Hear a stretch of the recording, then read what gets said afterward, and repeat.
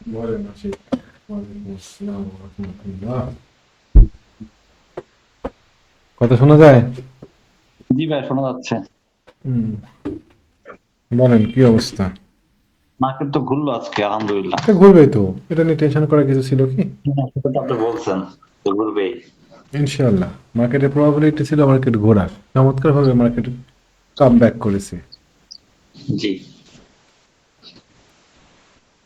Market come back করেছে, আমরা মার্কেটে শেয়ার কিনেছি, শেয়ার বেচেছি।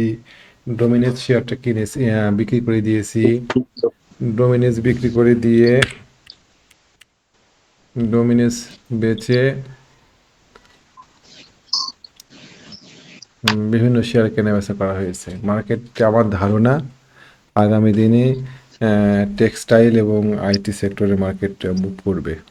আল্লাহ মালুম। সেক্টরটা একটু দেখি ও তো কি অবস্থা। টেক্সটাইল সেক্টর,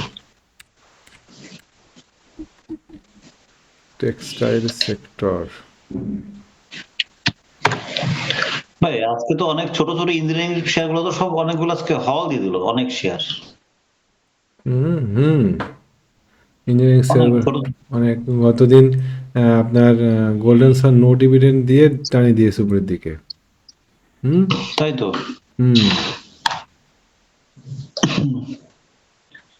তো ওই হিসাব গুলো তো ভাই, কেটিএল টা কিন্তু ভাই কম দামে আছে, ওই হিসাবে যদি করা হয় তো কেটিএল টা কম দামে আছে। এটিএল মার্কেট আগামী আগামী আগামী রাতে টেক্সটাইল টেক্সটাইল এবং আইটি সেক্টরে মার্কেট মুভ করে যেত। আইটি সেক্টরে কিছু কিছু শেয়ার আমি তো আমার স্টুডেন্টদেরকে শেখাই। তো বিভিন্ন পদ্ধতি শেখায়, লো রেটে কিনা শেখায়, হাই রেটেও কিনা শেখায়, তাদেরকে তো শেখাতে হবে। কিন্তু তাদেরকে আমি সবসময় বলি যে হাই রেটে শেয়ার কিনো। হাই রেটে শেয়ার কিনলে হয় কি, খুব দ্রুত ফলাফল পাওয়া যায়, হয় লস জি না হলে লাভ। তো জি। পাওয়ার সেক্টরে কিছু শেয়ার আছে, ডোরিন, বোঝেন বিষয়টা, ডোরিন। পাওয়ার সেক্টরের কিছু শেয়ার আছে, যেমন ধরেন ডোরিন। এই ডোরিন শেয়ারটা ধরেন টার্গেট করতে হবে আপনার, সেটা আগে ঠিক করতে হবে। টার্গেট আগে আপনাকে টার্গেট বাঁচতে হবে যে কত দূর গেলে পরে আপনি শেয়ারটা টার্গেট নেবেন। ডোরিন পাওয়ার টার্গেট কত? ডোরিন পাওয়ার টার্গেট অনেকখানি, ধরেন 55-56 টাকা ডোরিন পাওয়ারের টার্গেট। বা আমি যদি আরও একটু নিচ থেকে ধরি, 42 টাকা থেকে 56 টাকার মধ্যে ডোরিন পাওয়ারের টার্গেট।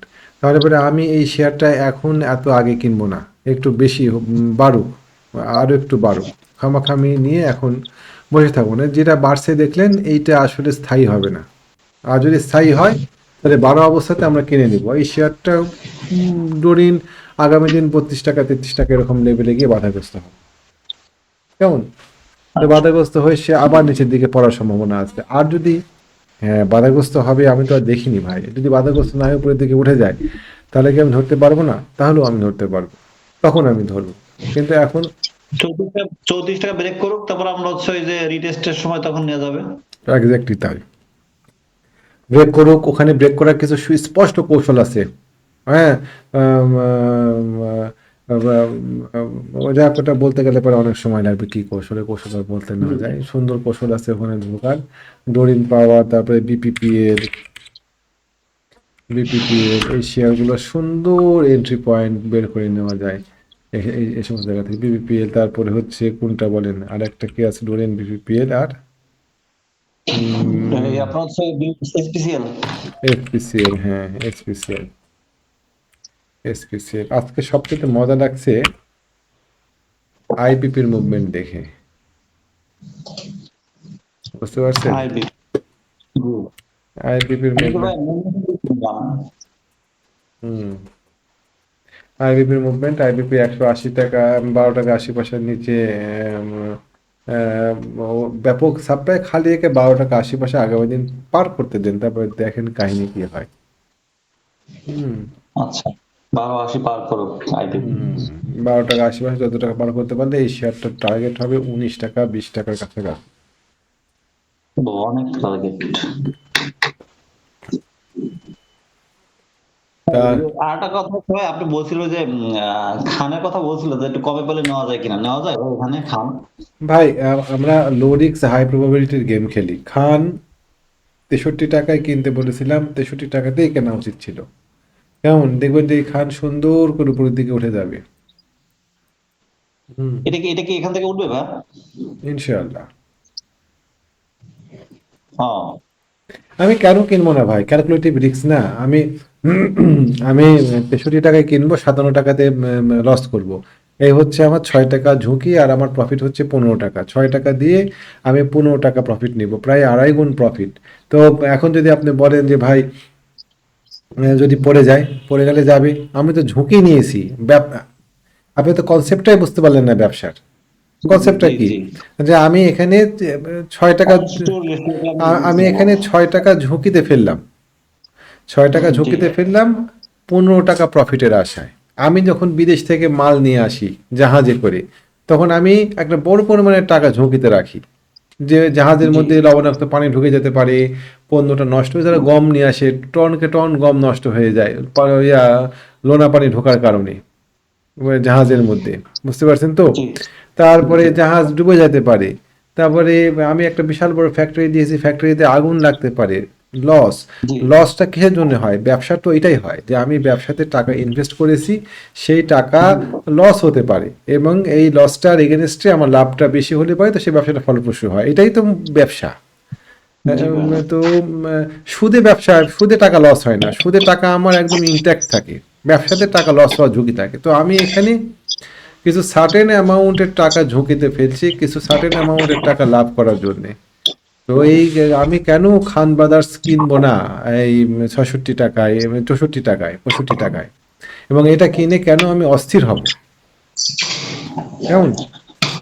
জি ভাই, মানে না জায়গাটা তো সুন্দর ভাই, ডাবল বটম তৈরি করার মতো একটা অবস্থান, সুন্দর একটা জায়গা। ডাবল বটম অলরেডি তৈরি করে সে উপরের দিকে উঠেছে। এখানে আমি কিনবো, এখানে আমি কিনে ১০ বার কিনে ১০ বারই লস করতে রাজি আছি, কিন্তু আমি এই সেট আপে আমি অভ্যস্ত। এই সেট আপটা আমি বারবার প্র্যাকটিস করেছি। এই সেট আপটা আমার পরীক্ষিত সেট আপ। সুতরাং এই সেট আপে আমি পেলে পারে এন্ট্রি দিব। আমি যদি এবার লস খাই, তার মানে এই না যে আমি ডিমোটিভেট হয়ে যাবো। আর এক জায়গাতে যখন আমি এরকম সেট আপ পাবো, তখন আমি ওই জায়গাতেও এই একই কাজ করব, যে কাজটা আমি এখন করেছি। আচ্ছা হ্যাঁ, তো আমি একবার লস খাইছি, তার মানে এটা সেট আপ ভুল, সেট আপ খারাপ, সেট আপ বাতিল, তা না। এটা একটা টেকনিক্যাল সেট আপ। এই সেট আপে বাই দেওয়া যায়।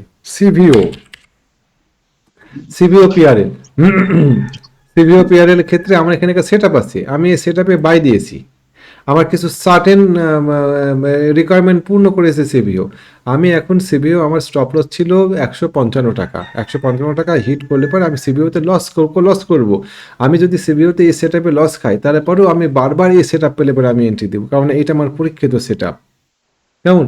আমি আচ্ছা কি সেট আপে জি ইয়া দিয়েছি, এন্ট্রি দিয়েছি, সেটা আমি গতদিন আলোচনা করেছি।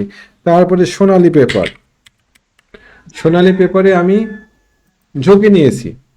সোনালী পেপারে আমি ঝুঁকি নিয়েছি, ২১৮ টাকার নিচে নামলে পরে আমি সেল করে দিব। আর আমার টার্গেট কত? আমার টার্গেট ২৬০ টাকা। আর আমার এন্ট্রি কত ছিল? এন্ট্রি ছিল হচ্ছে ২৩২ টাকা। তাহলে পরে এদিকে ১৬ টাকায় ঝুঁকি নিয়ে আমি এখানে প্রায় ৩২ টাকার একটা প্রফিট করব। 1:2 রিস্ক জি রেওয়ার্ড রেশিও। আমার লস হলে ১ টাকা হবে, লাভ হলে ২ টাকা হবে। হ্যাঁ, লস হতেই পারে। আমি যদি খুব ভালো কোনো শেয়ার না পাই, তাহলে পরে আমি এই শেয়ারটা ছাড়বো না। যে আমি সেটা ছেড়ে দিলাম। তারপরে বিডি কম, আমি অধীর আগ্রহে অপেক্ষা করছি ও একটা সেট আপ দিক। এখনো কোনো সেট আপ রেডি হয়নি এই জায়গাতে। ও ক্যান্ডেলগুলো তৈরি করছে, দেখেন পরপর ৩টা ক্যান্ডেল তৈরি হয়েছে বিডি কমের, বিডি কমের ইনডিসিশন ক্যান্ডেল একই। আজকে ড্রাগন ফ্লাই। হ্যাঁ, এই ৩টা ক্যান্ডেলের লো, এগুলো সব দেখার বিষয়। তো এই 3টা ক্যান্ডেল, লো একই জায়গা, হ্যাঁ, লো একই এই জায়গা। ৩টা ক্যান্ডেলের এই বড় যে ক্যান্ডেলটা আসছে, সেই ক্যান্ডেলের লো পরপর ২টা ক্যান্ডেল ক্লোজ করতে পারেনি। তার মানে এটা একটা না ইনডিসিশন, এটা একটা ইনডিসিশন, টাগ অফ ওয়ার হচ্ছে এই জায়গাতে। সো আমি এই জায়গাতে একটা সার্টেন মুভমেন্ট দিতে হবে, আমার আরও কিছু ক্রাইটেরিয়া পূরণ করতে হবে, তারপরে আমি এখানে এন্ট্রি দেবো। নির্ঘাত ইনশাল্লাহ এখানে একটা সেট আপ তৈরি হয়, যে 1:2 রিস্ক রেওয়ার্ড রেশিও, যে ১ টাকা ঝুঁকি এবং ২ টাকার প্রফিট। কোনো শেয়ারেই প্রফিটের বাইরে, রিস্কের বাইরে কোনো ইয়া নাই, মানে কি বলে ওকে, এন্ট্রি নাই, ব্যবসা নাই, শেয়ার নাই। ব্যবসা জি নাই। জি তো আজকে মোটামুটি টেক্সটাইল সেক্টরগুলোতে আমরা আইটির জন্য অপেক্ষা করছি একটা সেটআপ পূর্ণ করার জন্য। আইটি অর্ধেক সেটআপ পূর্ণ করে আছে, বাকি অর্ধেক পূর্ণ করতে হবে। আমরা টেক্সটাইলের জন্য অপেক্ষা করে, একে বলে এই পাওয়ারের জন্য অপেক্ষা করছি। কেমন? আমার কাছে আজকে গোল্ডেন সানের মুভমেন্ট দেখে মনে হয়েছে গোল্ডেন সান পর পর কয়েকটা সার্কিট দিবে। কি বলেন? বুঝতে পারছেন? ওইখানটায় আপনার বলছিলাম ভাই এই কমায় এটা কি নেওয়া যায়? কিন্তু আপনি বললেন যে না একটু পরে ওয়েট করার আগে। গোল্ডেন সানে, হ্যাঁ গোল্ডেন সান আজকে আপনাকে বহুতক্ষণ সুযোগ দিয়েছিল কেনার, বহুতক্ষণ। এমারেল্ড ওয়েল কিনিয়েছি আমি, যা আছে কপালে আমি ঝুঁকি নিয়েছি এই জায়গাতে। এমারেল্ড ওয়েল্ডের এই ক্যান্ডেলটাকে বলা হয় বিগ বেল্ট, এই বিগ বেল্ট ক্যান্ডেল। এই ক্যান্ডেলটা একটা ওপেনিং মারুবুজু, একটা ওপেনিং মারুবুজু ক্যান্ডেল। এই ক্যান্ডেলটা হচ্ছে নিউজ লিকের ক্যান্ডেল। নিউজ লিক বুঝেন? পার্টিরা যখন শেয়ার সংগ্রহ করে নেয়, সব শেয়ার যখন সংগ্রহ করে নেয়, তখন পার্টিরা এটাকে বাজারে ছড়াই দেয় যে কিনেন, খুব কাছের কিছু মানুষকে বলে। তো ধরেন এখানে 24শে নভেম্বর তারিখে এমারেল্ড ওয়েল্ড ওপেন হলো, ক্লোজ হলো 15 টাকা 50 পয়সায়। কেমন? আচ্ছা। পরের দিনকে 24 তারিখে 25 তারিখে এমআরএল রয়েল ওপেন হলো হতে 16 টাকা 30 পয়সায়। তাহলে 15 টাকা 50 পয়সা থেকে 16 টাকা 30 পয়সা, 80 টাকা উপরে গিয়ে প্রায় 8% বাইরে গিয়ে কারা শেয়ারটা কিনলো? এবং ভালো ভলিউম নিয়ে শেয়ারটা তারাই কিনেছে যাদের কাছে নিউজ চলে আসছিল যে এই শেয়ারটা খুব ভালো হবে। তো তারা শেয়ারটা কিনলো, কেনার পরে বড় পার্টি আর শেয়ারটাকে তখন আর টানেনি, না টানার পরে পাবলিকও অংশগ্রহণ করেনি, শেয়ারটা পড়ে গিয়েছে। এখন এই শেয়ারের মানুষগুলো বেকুব, তা এত বড় একটা বিয়ারিশ ক্যানেল হওয়ার পরে, পরে ক্যানেলগুলো তো আরো বড় বড় বিয়ারিশ ক্যানেল হওয়া লাগবে, হয়ে তো পড়ে যাওয়ার কথা ছিল, কিন্তু পড়েনি। ওখানে ছোট ছোট ছোট ছোট ক্যানেল দিয়ে ওখানে অপেক্ষা করছে, একটা রাউন্ডেড বটম তৈরি করার চেষ্টা করেছে। আবার দেখেন এখানে সবুজ ক্যানেলগুলো কত বড় বড়, আর এখানে একটা বিশাল বড় গ্যাপ, সেই তুলনায় বিয়ারিশ ক্যানেলগুলো ছোট ছোট। তো দেখা যাচ্ছে এখানে একটা মোমেন্টাম। তো এই জায়গাতে 16 টাকা 30 পয়সা পার করলে আমরা আগামী দিনকে আরও কিছু এন্ট্রি দিতে পারি। খুবই অল্প এন্ট্রি নিয়েছি, জেড ক্যাটাগরি শেয়ার, ঝুঁকি নিতে চাইনি ভাই একেবারে। আমি দেখেছি ভাই ট্রেন্ড লাইনে তো 19 টাকা পার করা তার জন্য কঠিন আছে। 18 টাকা 70 পয়সা 19 টাকা। 16 টাকা 50, আমরা বললাম তো আমরা খুবই কম নিয়েছি, জাস্ট ওটাকে নেওয়া বলে না, জাস্ট একটু মানে হাতের সামনে দিয়ে শেয়ারটা চলে যাচ্ছে, হাতে কিছু না থাকলে কেমন লাগে। জি লস, জি। স্টপ লস 14 টাকা, এন্ট্রি নেওয়া আছে মনে করেন 16 টাকা, এরকম জায়গাতে এন্ট্রি নেওয়া 16 টাকা 10 পয়সা এন্ট্রি দিয়েছে আমি দেখলাম। আমাদের আচ্ছা প্রফিট টার্গেট আপাতত 20 টাকা 22 টাকা এরকম জায়গায়। ভাই, ভাই আর একটা হচ্ছে ভাই যে এই যে আপনি বলছিলেন গতকালকে যে আনোয়ারটা ৮৬ টাকার নিচে যাওয়ার চান্স কম। তো আজকে ঠিকই হচ্ছে ৮৬ উপরেই ক্লোজ দিছে, ৮৮ ৬০ সুন্দর একটা দিয়ে। এখন এটা কি এই ৯৫ ৯৬ টাকা আরেকবার যাবে? হুম। আমি আনোয়ার দেখছিলাম বুঝছেন, আনোয়ার ট্রেন লাইনের এখানে বাড়ি খেয়েছে।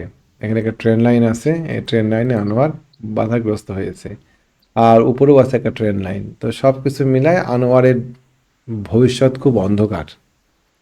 আমি জি। যার সাথেই না কথা এখন বলছি, এখানে এখানে এই সুযোগটা কি মানে ৯৫ ৯৬ কে একবার কি সে যাবে? মানে সেল করার সুযোগ কি সে কি পাবে?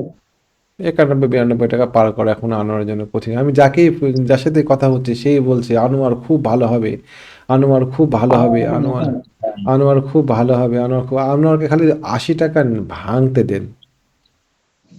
আনোয়ার যদি 80 টাকার নিচে নামে, তাহলে আনোয়ার যারা আছে তাদের বড়ই দুর্ভোগ আছে জীবনে, বহুদিন আটকে যাবে এই শেয়ারটাতে। কিন্তু ভাই এই যে এখন যে এটা একটা ক্যান্ডেল দিল, এই ক্যান্ডেলের দৌড় কতটুকু? মানে ৯২ ৯৩ নাকি না আরো কম?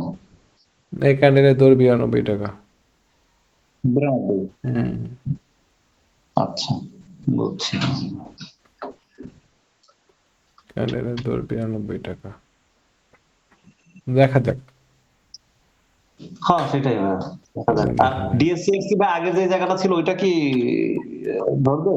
ডিএসসিএক্স যেটা ছিল ওই যে আপনি যেটা বলছিলেন যে আপনার যে ছিল ৫১৩০ ৫১০০ এরকম একটা জায়গা আপনার। ডিএসসিএক্স ওই যে আমি তো যেটা বলছি, আমার কথা এখনো ওইটাই আছে। আশা করছি ডিএসসিএক্স আপনার ৪৯০০ ৪৮৫০ থেকে উপরের দিকে এরকম জায়গাতে মার্কেট হয়তো কিছুদিন সাইড বেস করতে পারে। এরকম জায়গাতে মার্কেট কিছুদিন সাইড বেস করে মার্কেট একটা পদ্ধতি, একটা একটা কোনো একদিকে ডাইরেকশন নেবে, হয়তো উপরের দিকে ডাইরেকশন নেবে, আল্লাহ মালুম। মোটামুটি এই আর জি, কি। জি দাদা। লাস্টে তো মুন্নফটিটা দেখে দিয়ে যান। আপনার ভিডিও মুন দিচ্ছেন মুন্নফটি দেখলাম। মনুফেক্টুরস আজকে আমরা প্রচুর পরিমাণ বাই দিয়েছি, প্রচুর পরিমাণ বাই দিয়েছি। কত করে? কত করে? হ্যাঁ, ২২ ৬০? না, না, আমরা বাই দিয়েছি 20 টাকা, 20 টাকা 20 পয়সা এরকম রেটে। বাহ, সুন্দর রেট। কিন্তু ভাই এর তো ফ্লোর তো 24 টাকা, মানে আপাতত টার্গেট তো দেখতেছি 24 টাকা না ভাই? দেখা যাক কোথায় যায়, আল্লাহ ভরসা। আচ্ছা আচ্ছা, বুঝছি। আমিও নিছি 20-90-তে লাস্টের দিকে। আল্লাহ ভরসা। তো মিস্টেক, তো মিসটাও নেওয়া হয়েছে। মিষ্টিটা তো সুন্দর। তো মিসটাও নেওয়া হয়েছে। টেক্সটাইল সেক্টর গুলা মোটামুটি, আইটি সেক্টরে কিছু কিছু শেয়ার তৈরি হয়ে আছে কল্পনার বাইরে। আহা, হুম, কোনটা ভাই? আর আইটি সেক্টরে কিছু কিছু শেয়ার তৈরি হয়ে আছে। বিডিকমটা ভালো না? বিডিকমটা কি ভাই ভালো না? বিডিকম, আইটিসি, এরকম জেনেক্সিল। জেনেক্সিলের কি খবর দেখি তো? আইটিসি, আইটিসি স্লো শেয়ার, ওর থেকে বিডিকমটা টানে বেশি। জেনেক্সিল, আইটিসি, বিডিকম, এগুলো সবগুলো শেয়ার একদম মাখন হয়ে আছে। এই জিনেক্সেল ভালো না বিডিকম ভালো না আইটিসি ভালো ভাই? বিডিকম। বিডিকম। হুম। এখন অনেক জায়গা আছে ওঠার মতো, অনেক জায়গা আছে। বিডিকমও ভালো, আইটিসিও ভালো, ও দুইটাই ভালো। আহা, আহা, আহা, আহা, আসি, খালি টাকা রেডি করে রাখেন। টাকা রেডি করে হ্যাঁ, রাখেন, ব্যবসা করে শেষ করতে পারবেন না। যে ঠিক আছে ঠিক আছে। আমাদের আমাদের সেটআপ, আপনি তো আমাদের সেটআপ জানেন না, আমাদের যে সেটআপ, সেই সেটআপে যদি মার্কেট সাপোর্ট দেয়, তাহলে পরে মানে কোনটা থেকে কোনটা নেব, এইরকম একটা দ্বন্দ্বে পড়তে হবে। জি ভাই। হুম, ভাই- ভাইয়া, হুম। আমার তো একটা ক্লায়েন্টকে আমি আফতাবড় কিনাইছিলাম ওই যে 39 টাকা। এখন আমি তো সে তো আটকে গেছে, এখন কততে মারতে পারবো 39 টাকা আর একবার? আজকে কিন্তু ভাই রানা অর্ডার আপনি মিস করছেন। রানা অর্ডার কিন্তু 37 টাকা থেকে ভাই 41 টাকা চলে গেছে, 42 টাকা, অনেক টাকা গ্যাপ দিচ্ছে রানা অর্ডার আজকে। রানার অটো। এটা আজকে কিন্তু আপনি মিস করছেন, আপনারই শেয়ার। রানার অটো খুব বেশি গন্তব্য না, আশিক। রানার অটোর গন্তব্য হচ্ছে, রানার অটো আমাদের টার্গেট ছিল যেখানে নামার কথা সেখানে নামছে। রানার অটো তো উলফ ওয়েভ হয়েছিল, আমি দেখাইছিলাম রানার অটো উলফ ওয়েভ, মনে আছে কিনা আপনাদের? যে এই যে এখানে একটা উলফ ওয়েভ, আহা, অ্যানালাইসিস কত সহজ, আমরা জানি না অ্যানালাইসিস করতে, এ হচ্ছে দক্ষ আমাদের। জি জি। অ্যানালাইসিসে উলফ ওয়েভ হয়েছিল আপনাদের, এই দেখেন উলফ ওয়েভ। অ্যানালাইসিসের টার্গেট 38 টাকা ছিল টার্গেট, এই রানার অটোর ওই টার্গেটেই হিট করে শুক্রের দিকে উঠছে, বুঝেছেন? জি। হুম, উলফ ওয়েভ হয়েছে। এখন দেখা যাক আওয়ারলি ক্যান্ডেলে উলফ ওয়েভ কত দূরে শেষ পর্যন্ত উঠতে পারে এই শেয়ারটা। আপনারটা ভাই কি আপটা, করবো? আপনার সেল করে দেবো? আপটা, পাবো 39 টাকা একবার? আপটা বটো ওই 38 টাকা মতন যা, সেটা যাবে আবার। 38 টাকা? হুম, ঠিক আছে, 38 আমরা সেল করে আপটা দিতে হবে। বটোতে এন্ট্রি দেবো 42 টাকা পার করলে, আসিক, এখন দেবো না, যেমন তাই করুক। না মানে ছিল তো, আমার একটা ক্লায়েন্টকে কিনে দিছিলাম, তা ওকে আমি তাহলে সেল করতে হবে 38 টাকা, তাই? ওকে কনভার্ট করে দেন, তো আমি যে কনভার্ট করে দেন, বা আইটি সেক্টরে কোনো শেয়ারে কনভার্ট করে দেন, বা কনভার্ট অপেক্ষা করেন ইয়াতে আইটির কোনো শেয়ার যদি আসে। বিডি কমে করে দেই, বিডি কমে করে দেই। না, বিডি কম তৈরি হচ্ছে, আসি, প্রিম্যাচিউর শেয়ারে এন্ট্রি দিতে হয় না। আচ্ছা আচ্ছা আচ্ছা। প্রিম্যাচিউর শেয়ারে এন্ট্রি দিতে হয় না, ওই এন্ট্রি। আপনি একটা দেন, ওপেনই দিয়ে দেন। হুম, প্রিম্যাচিউর শেয়ারে এন্ট্রি দিতে হয় না। প্রচুর শেয়ার আপনাকে আমি শেয়ার দিতে পারি, আপনি হচ্ছেন উস্তাদ মানুষ। না না না না ভাই, হুম, আরে ভাই, আমি আমার জীবন সবচেয়ে শ্রেষ্ঠ মানুষ আপনি, আমি আপনাকে প্রচন্ড ভালোবাসি, আমি আপনার বাইরে কোথাও কখনো যাই না। আপনাকেই ফলো করি, আমি আপনাকেই চাই। তো এ হচ্ছে অবস্থা, আশিক। তো মোটামুটি অনেকক্ষণ আপনার সাথে কথা বললাম, আপনাকে আমি আউট করে দিচ্ছি।